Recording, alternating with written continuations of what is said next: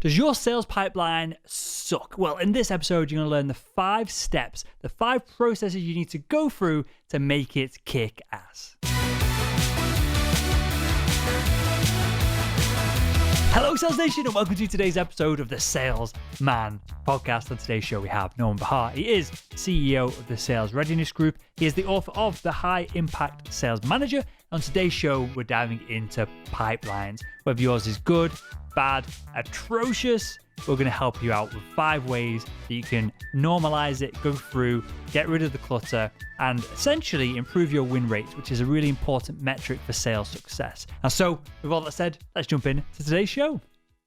Norman, welcome to the Salesman Podcast. Will, it's great to be back. Thank you so much. Glad to have you back on, mate. We're going to dive into a topic today which I think has real practical use for the audience. And I like these episodes when there's a practical step-by-step or takeaway that they can implement and hopefully up their game straight after listening. We're going to talk about win rates. We're going to talk about opportunity management. And where I want to start with this is somewhat of a leading question, because I'm pretty sure I know where you're going to go with this. And that is, are win rates, if they are low, are they typically low because we do all the hard work and then we suck at closing the deal at the far end of it? Or is it because we're not qualifying correctly at the beginning and then managing our pipeline as we go along? I think for sure the latter. We're just not doing a great job of qualifying. And I think when that someone, looks at your first point about, maybe not doing a great job of closing, there may be some closing techniques that can improve and things that could marginally improve how you close. But win rates are generally determined really from the very beginning of the sales cycle, how you prospect, how you call plan, how you qualify, how you present, how you manage objections. So if you focus just on, closing may be a little bit like going to the doctor and saying, I've got something that hurts, but actually what's driving that may not be the actual item that's hurting, but maybe some deeper symptoms. So to your point, I think it's much earlier in the sales process and particularly around qualification. So this very likely turns the whole sales conversation on its head for a lot of the audience and a lot of the management that are listening as well. Is there and obviously I appreciate it changes per industry, per product value and things like this, but is there a rough win rate that we should be aiming for, or do we need to be looking at historical data within the organization? Well, I think to look at your actual win rates, so let's say you're doing a pipeline forecast, you would definitely want to look within your organization. And some organizations have very, very high win rates. Some organizations have lower win rates. So clearly reverse engineering your wins to take a look at your win rate makes a lot of sense. The actual win rate, I think, depends on the industry, the complexity of the deal, the size of deal. If you're in a very transactional type of business, you probably have to have a very, very, high win rate. As the deals get more complex, I really think qualification becomes more important. So I don't have an absolute number for you, but I would say, if I had to throw out a number, I'd say at least a 30% win rate on opportunities. So, and just to clarify this for myself and the audience here, we're saying 30% of the people within our pipeline, CRM, however we're storing this, they will close, something like that? Maybe that's a little bit high if we think about, qualification being the very, very beginning of a pipeline, because at the qualification stage, you can be talking to a lot of people. But once it becomes a what I would call more of a developed opportunity or a qualified opportunity, I would think you'd want to win 30% or more of your qualified opportunities. Okay, so I want to dive into how we qualify perhaps in a second. I want to dive into the role of the salesperson and the sales manager and the responsibilities that they perhaps have, because I feel a lot of the time that salespeople want to have all the responsibilities for this. They want to control it. And I've never been in management, but it's probably the same for them, because their targets and their quotas are based on obviously the performance of the people that they're working with. So they probably want to have control of this as well. So I want to dive into that dynamic. But before that, are we filling up our pipelines with just too much crap and not qualifying enough at all? Because seemingly from the conversations that I'm having at the moment, whether it's a debate on cold calling's dead, cold calling's around, sales, social selling is working, it isn't working. It seems like we're all just scratching to get at anything that we possibly can versus really doubling down and qualifying on things. So are we too trigger happy to bring people into our pipelines in the first place? Because clearly that means it's harder to clean up after the fact. I don't necessarily agree with that. I think it's okay to have a lot of opportunities come in, depending on how you define your pipeline. But like most of our clients, and we internally have the first stage of our pipeline as initial qualification. So to the extent you have what I would call sales qualified leads, leads that kind of meet your general parameters in terms of target audience, the person you're talking to, and a legitimate interest, I think you could spend a little bit of time right there just in terms of initial qualification. I actually think having a lot of opportunities at the beginning is a good thing. I think the problem is that those opportunities are often then left in the pipeline, and so you get what we call a bloated pipeline. And this is an area we've written quite a bit about in terms of how do you manage a pipeline. But what happens is the opportunities are in there for too long a period of time. So something should be only an initial qualification for a relatively short period of time. Either it's qualified and then progressing through the pipeline, or it's not qualified now and becomes something that you nurture and really more of a lead as opposed to an opportunity. So it's not a matter of having too much at the very beginning of the pipeline, but more a matter of having too much that stays in the pipeline as opposed to getting qualified and either advancing or moved out of the pipeline.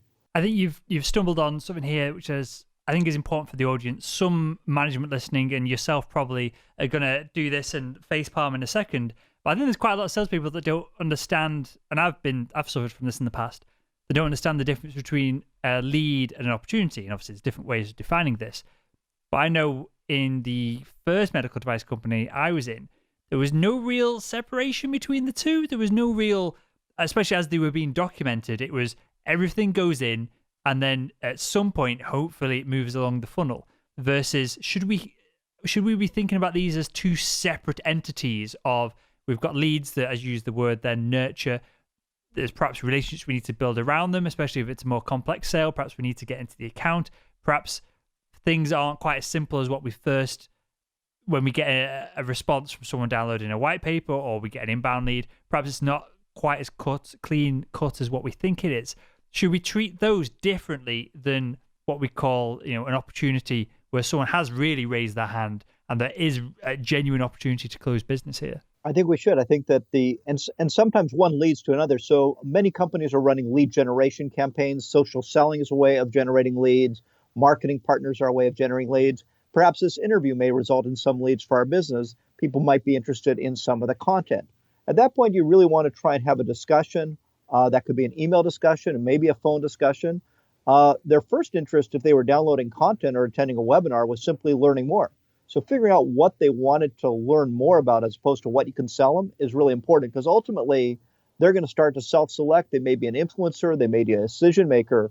So I think treating that lead more as a suspect is probably a better way of looking at that. And then as you start to identify that there is an opportunity you can work on now, it should go into your pipeline. If it's something that's going to happen much later, much better to keep it classified as a lead. And just as we're drilling into this, because this is fascinating for me, what in your mind or your process here, on what defines an opportunity? So I like to use a simple acronym that's pretty well used in our industry, and it's more of a marketing term, but you're probably familiar with the term BANT. BANT is an acronym for budget, authority, need, and timing. And so it may not have all of those criteria. So if you held every single lead to that criteria, you may not have enough opportunities. But certainly the most important one of those initially is the need. And I think that just because someone shows interest doesn't mean they have a need. So really asking the right type of qualification questions to understand more about their business, what problems they're trying to solve. Is it a compelling problem? If you can build around need, then you can get to, well, does the person I'm talking with have the authority? Do they have the budget? How soon do they want to solve the need? And I think quite often the problem with leads is there's more of an interest than a genuine need. And so I would say, think about as you're moving it down the pipeline, I think they really do need all four to buy: budget, authority, need, and timing.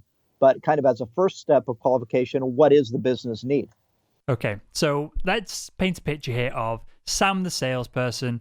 They have done well in the qualifying, but they've got a whole big mound of pipeline that is not moving as fast as what they like, and they're not winning as much deals at the far end as what they perhaps did like. So they're going to sit down with the sales manager. They're going to do a pipeline review. And there's going to be quite a lot of salespeople right now who are shivering and getting a hot sweat on. And I used to hate these because I used to see it as a opportunity for the manager, not always, but potentially to have a go at me and to complain about this. This hasn't moved forward, and what's going on with this one? And it was almost like the pipeline wasn't under scrutiny. It was me personally that was under scrutiny.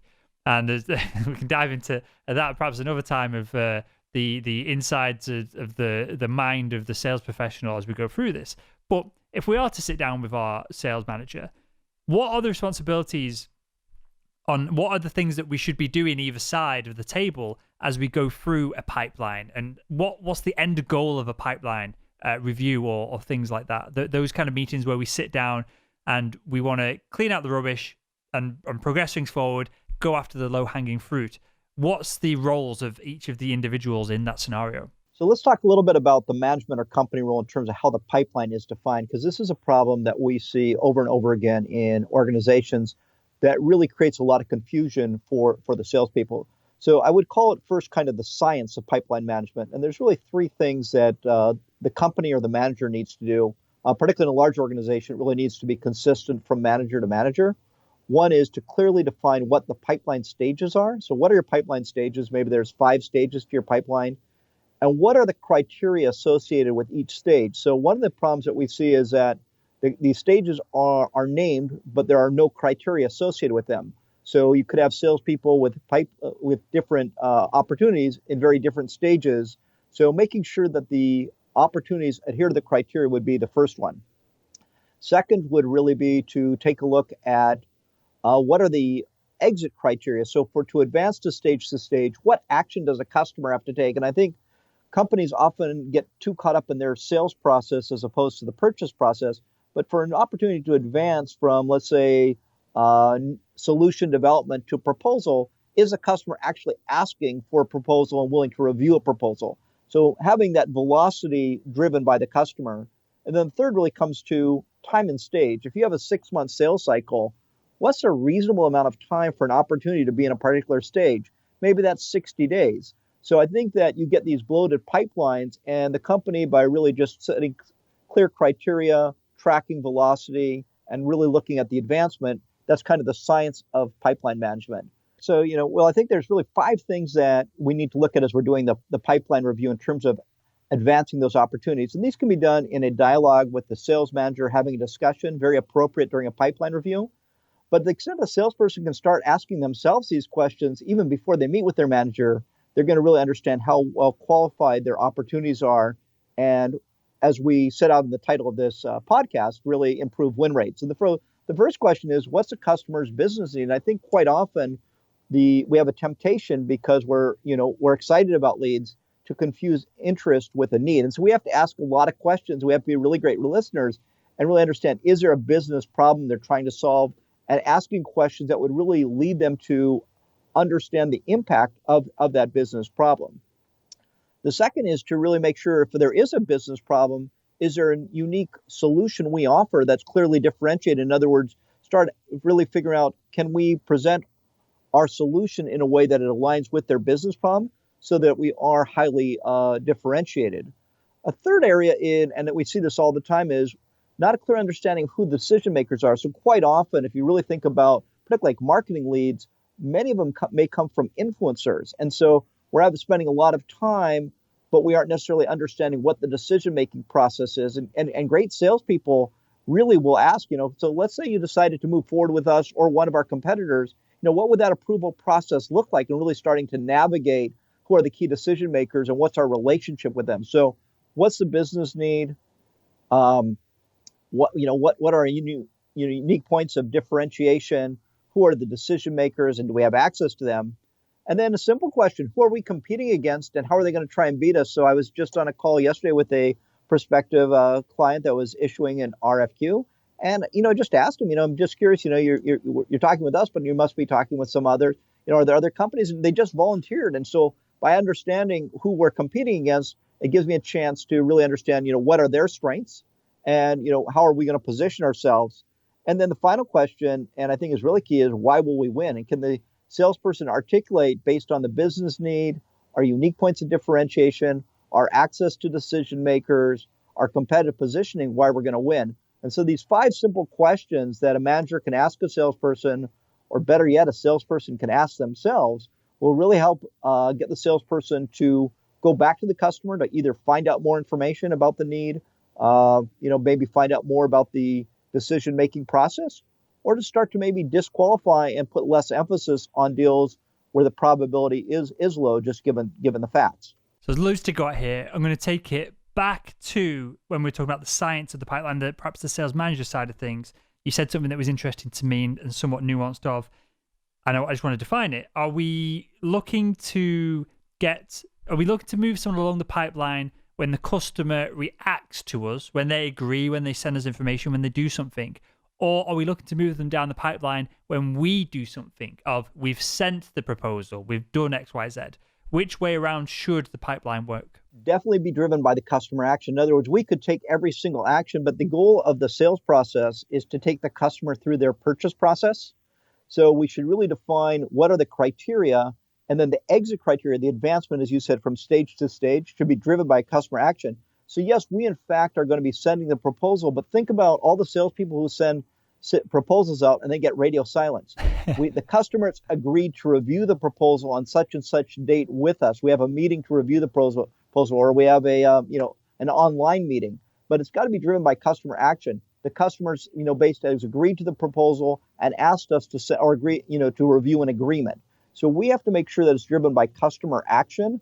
Otherwise, we may be fooling ourselves. I also think that it takes friction, and two sides to a sale, the customer and the salesperson. And by asking the customer to take action, we're really seeing how motivated they are to really move forward with us. So this, anecdotally, is something that I've experienced with sending quotes and having the sales process as it's defined and as it goes through the CRM being on the back of my actions rather than the customer's actions. And just a very quick example of this, medical device company I used to work for, Japanese philosophy, it's all very monitored, it's all very Kaizen and step-by-step process. And at the end of every year, financial year, and then at the end of every year that we were targeted on, there'd be a big push for us to send quotes. Now, no procurement officer in the NHS here in the UK is spending 100 to £1 million to £2 million on something because they've got an invoice. They've got a quote on their desk. It's never going to happen. So I never really understood why we did this. And when I asked management about it, it was very clear to me that they were told from higher up that more quotes means more deals. But if we would have turned this on its head and had the next point of the CRM, the next point of the process of, as you described, we've sat down with the potential customer, we've gone through the proposal, gone through any objections, then that warrants moving along the CRM. It warrants perhaps sending quotes as long as it's got that backup. There's always like a really interesting differentiation there between the two that I wanted just to clarify a bit further with you.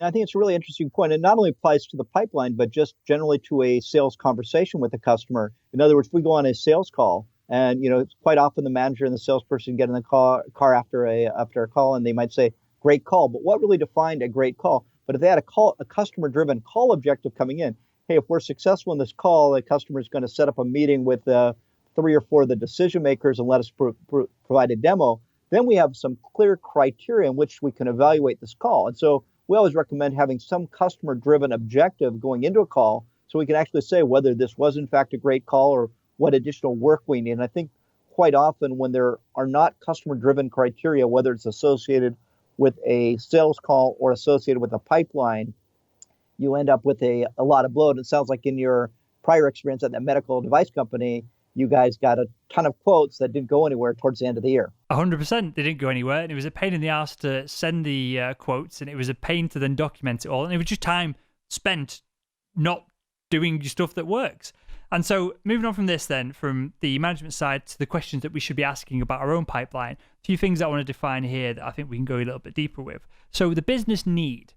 Is it a qualified lead? Is it a useful lead if we know that the customer or the potential customer has a need, but they don't know it yet? Or is it only qualified when they raise their hand and they say, I've got this problem and you might be able to help or solve it? Well, I think, it's a little bit of both. In other words, if we know they have a need, it's not going to be enough. They have to articulate the need. So as a sales professional, we have to be skilled enough in asking questions and creating a dialogue with a customer where we're asking open-ended questions that really help them articulate what their need is. So if we know there's a need or even suspect there's a need, It's not going to be enough until we get them to articulate that need. And at that point, when they can articulate the need, then it becomes a qualified opportunity. And to use the target as we were describing just then, should the target be that the customer has physically said the words to us that I have this problem, or it's in an email? Is that the target that you should be aiming for with that? Yeah, I think you want them to express what the need is, and then when that if that need's not clear enough, that's where you want to ask additional solutions. You also don't want to just understand what the need is, but then you want to tell them the benefit of solving the need, because a need in and of itself, I have many needs, many of which I might leave unsolved. So why would I want to solve this need? What will be the impact on your business? So we not only want to identify what the need is, but we want them to really start thinking through what are the benefits associated with solving that need. Okay, and then number 3, which was decision makers and relationships. How far along? Because that's almost a separate pipeline around the conversation. That's almost, we've got the account pipeline, and then we've got the individual pipelines of relationships we need to build as well. How far along those relationships do we need to be before we can say that this is really qualified and this has got a reasonable opportunity of winning it? Is it that we've defined the decision makers, we know who they are, perhaps we've looked them up on LinkedIn and we can see that we perhaps have some access to them? Or is a lead really qualified and really something to be excited about once we've started having those conversations with them? I think once we've gotten someone, hopefully an influencer, maybe lucky enough to have a decision maker articulate the business need, then it's an opportunity. So once we know that there is a need and we can help them understand the benefit of solving that need, then it definitely belongs in the pipeline. Now, advancing from stage to stage, I certainly wouldn't want to necessarily have a proposal that we would send out without necessarily understanding who needs to evaluate and review that proposal. So as I'm starting to understand that business need and working on a proposal, I'm going to want to start asking, well, if you were, to move forward with the solution, who would be involved? Who are the other key stakeholders? I don't even have to ask exactly who the decision maker is. Really want to understand who are the key stakeholders. If we're selling a CRM solution, clearly that sales is going to be a stakeholder, finance is going to be a stakeholder, IT is going to be a stakeholder, and then eventually who's going to have to sign off. So I do want to understand that, but those are not, if we held ourselves to all these criteria as entry criteria, we would have an empty pipeline, which is the opposite problem of a bloated pipeline. So I think we want to start with, what is needs identification, and then start to have a solutions dialogue that really gets to the need. If just using our own pipeline, then we would go to create proposal, review proposal, agreement, and either close won or close loss. And I think to the extent we're really true to each of those stages to figure out what do we need to do in each stage. But first stage, we want to identify what is the business need. As I mentioned before, as we start to move the deal through, the budget, the authority, and the timing are also going to be very key elements of pipeline management. And I think you've probably answered the next question with that previous answer, Norman. And it seemed that you're using specific wording with number 5 of why we will win versus why we could win the business. Again, is this a binary of, if we go at this, we've got a real high chance of winning, and so you can have the belief in yourself? Because this is almost, I can imagine the sales manager sat opposite me here going, how confident are you? And you go, well, I think we can do it. And they go, no, you will do it. And they're screaming down and trying to get you motivated, which is great. Which is obviously a different conversation altogether. But when we're talking about pipelines, when we're trying to be analytical about things, is something worth going after if we could win it? Or should we be focusing our time in complex B2B sales? So I'm not talking about selling 500 widgets a month. I'm talking about those 3 to 1 deals a month, a quarter. Should we be focusing on the deals that we will win versus trying to just throw as much in the pipeline that we possibly could win? Well, we're not going to have a 100% win rate. Even the best organizations don't have a 100% win rate. So the question, why will we win, is not to guarantee that we're going to win. The question there, because we wouldn't expect to have 100% close rates. The real question is making sure they can articulate some win themes and that they're pretty confident in the win themes. It may be that a competitor had better win themes and we were outsold, or better, maybe they just had a solution that better aligned with the customer's needs. But we have to be able to make sure that we have win themes. And so I think having the salesperson be able to say, here are the key win themes, which really get back to our points of differentiation and why they're important to the customer.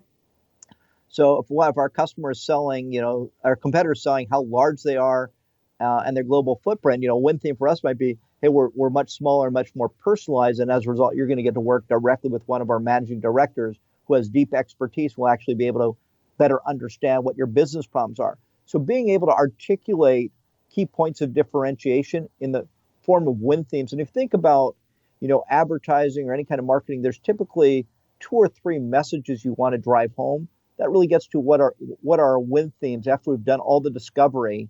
What are the key reasons we think we will win? So you touched on something here, which I think is an interesting thing to perhaps deliberate on a little bit further, Norman, and that is how real we should be with this. Because I know not the last sales manager I had, but the one before that, if I had have said to him, I think the competition has a good chance of this, I'm somewhat confident, but they've got these aspects that we don't have, I'd have immediately been nervous of being whacked around the head with a heavy object, because he was trying to motivate and coach, less so coach, but perhaps more motivate and get me pumped up and riled up. He wouldn't accept that. He would say, your products are the best on the market, which they were, and then he would give me 500 reasons to focus down and win the deal. Do we need to be more real in these conversations, again with ourselves, but then with the sales manager as well? Do we need to have an open and honest conversation rather than this, the stereotypical bullshit bravado sales professional that is going to win everything and is going to save the world? I think you've already answered the question, but in the way you phrased it, but I think we do need to be intellectually honest, and we should understand who we're going up against and what their competitive points of differentiation are. Because to the extent we understand what they are going to be positioning their win themes, we may be able to come up with more compelling reasons as to why they should select us. So I think being intellectual, so we shouldn't fear the competition and we shouldn't be intimidated by the competition. Hopefully we're representing a great company, a great product, a great solution, and we shouldn't discount our own role in terms of the impact the salesperson, their relationships have in the sales process. But I think being able to help to take a look at who are we competing against, what are their win themes going to be, and then why are our win themes going to be more compelling, is much better than the bravado of saying, I don't care about the competition, we're going to win anyhow, only to be surprised you didn't win. Yeah, that makes total sense. And we'll wrap up with this, Norman, of how often should we be doing pipeline reviews? And clearly it depends on how many people's in the pipeline, how fast the pipeline moves. But is this a quarterly deal? Is this what my experience is? It's a yearly deal when, it's coming up to target setting time. People are trying to suss out how much money they can squeeze from you this year. How often should we be doing this process? So my answer differs pretty radically from the way you phrase the question, but I would say weekly and monthly. And I think weekly, we want to look at the top, what's new opportunities entered? So are we because the problem with not looking at it very often is it will end up kind of talking about the same opportunities over and over again, as opposed to what's new. So I think it's important just to kind of do a quick level set, what's new, what's advanced, what's stalled. And I think that can be done weekly and then probably a much deeper dive. But I think at a minimum, saying what's new, what's advanced, and what seems to be stalling out would be a great way to at least have a short conversation about the pipeline weekly. Interesting. That's almost it's almost an email you could, for no reason, just send it to yourself on a Friday just to force yourself to look at it so you can set your priorities for the next week. Even if your sales manager ignores it, I think there's almost value in just doing that. I think there is, but I think if I was on the sales management side of it, and we do a tremendous amount of work with management teams, I would say that having that weekly phone call, even if it's just to wrap up, hey, that's really exciting, the manager is going to be able to ask questions and add value. Mm-hmm. And also just show interest and also motivate. So even if it's just a short conversation, you've got a very experienced salesperson, they have something, hey, that looks really exciting, how can I help you, is basically sharing a camaraderie. I don't think I need any help, but I'll keep that in mind, And I think just some discussion about this would be very helpful on a weekly basis. But clearly, the salesperson can do a lot of this themselves. They can ask themselves those 5 questions, and they can also just say, hey, what do I have going on that's new? What can I move forward? And what seems to be stalling out on me? Makes total sense. And I guess just by doing that, it sounds so simple when you put it like that, Norman, but by just going through that process, you stop a lot of the problems that tend to build up, which is what we've been almost trying to diagnose the whole show. By the very virtue of going through those, they don't exist anymore, which I love. So with that, Norman, I've got one final question, mate. You've answered it before, but I'm going to ask you again, and we'll wrap up the show with this. And that is, if you could go back in time and speak to your younger self, what would be the one piece of advice you'd give him to help him become better at selling? I would say focus on qualifying opportunities. I think that there is such a high level of excitement when there's new leads and new opportunities, and that although quantity does have some advantage, too much going too far is not a good use of your time. It's much, much better to, the funnel should look like a sales funnel or pipeline. And I think quite often it kind of gets very, very bloated in the middle. We have some images of a bloated pipeline.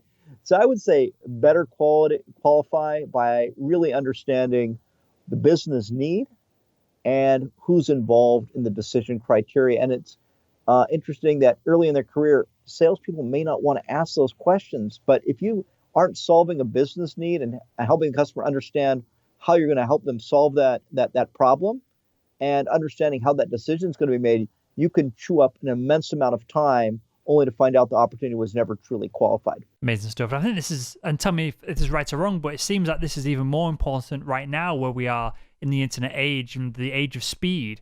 Whereas if someone is sat in the middle of the pipeline, you might actually burn them as a contact. They might not want to deal with you when they're not getting requests through quickly, when you're not getting back to them on time, when you're not progressing them through the funnel that hopefully they want to be moved down.